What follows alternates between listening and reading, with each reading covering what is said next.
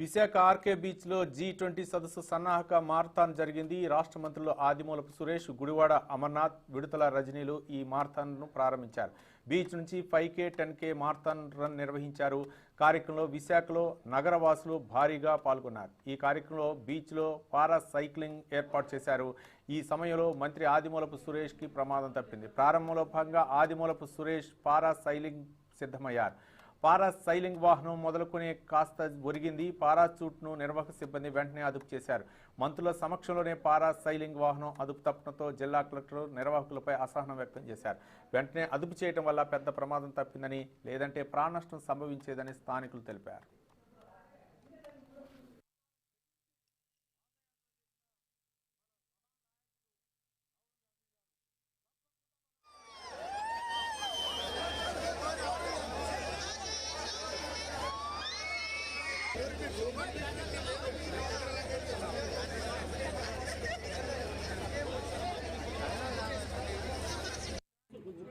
వచ్చేస్తాం.